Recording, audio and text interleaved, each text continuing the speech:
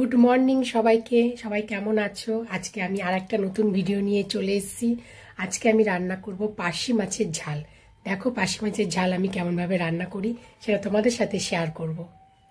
পার্শে মাছ নুন আর হলুদ দিয়ে পার্শে মাছটাকে মাখবো।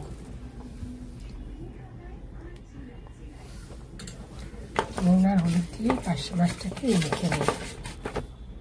কড়াইয়ের ভেতরে তেল ঢেলে দিলাম মাছটাকে ভাজা করার জন্য। তেল গরম হয়ে যাওয়ার পরে মাছটা দিয়ে দিলাম।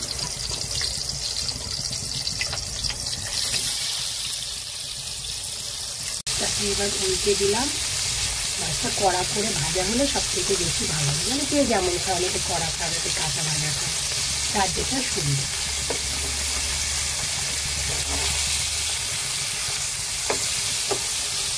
ভাজা হয়ে গেল। বাটির মধ্যে আমি একটু জল দিয়ে নিলাম। তারপরে এর মধ্যে জিরের গুঁড়ো,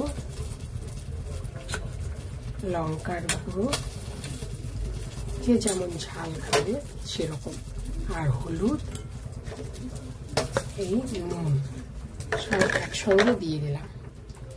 এবার কড়াইয়ের ভেতরে একটু কাঁচা সর্ষের তেল দিয়ে নিলাম,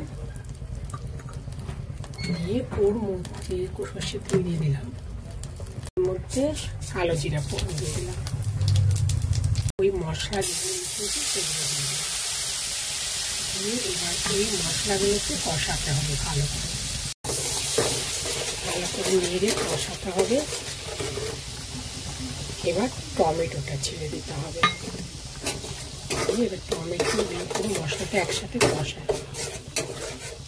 মশলার ভেতরে আমি ধনে পাতা দিই। অনেকে ধনে পাতা রান্না হয়ে যাওয়ার পরে ওপর দিয়ে ছিটে দেয়, কিন্তু না, আমি মশলার ভেতরে দিয়ে কষাবো। তারপরে গোটা কাঁচা লঙ্কা, যারা একটু ঝাল বেশি খাবে তখন তারা কাঁচা লঙ্কাটা দিয়ে নেবে। ভেতরে একটু জল নিয়ে জলের মধ্যে একটু সামান্য আটার গুঁড়ো বা ময়দার গুঁড়ো, যে যেটা দেয় যাতে ঝোলটা ঘন হয়, ঝোলের মধ্যে দিয়ে দিতে হবে।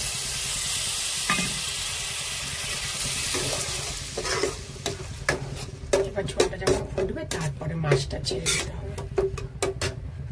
এবার এটা মাছের মধ্যে দিয়ে দিতে হবে। এই যে ঝোলটা আমি ঢেলে দিলাম উপরে।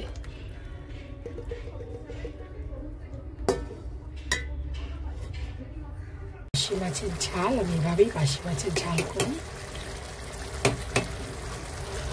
এবার একটু ফুটবে, ফুটার পরে আমি ঢাকা দিয়ে দেবো। নুন টুন সব আগেই দেখে নিয়েছি, সব ঠিক আছে।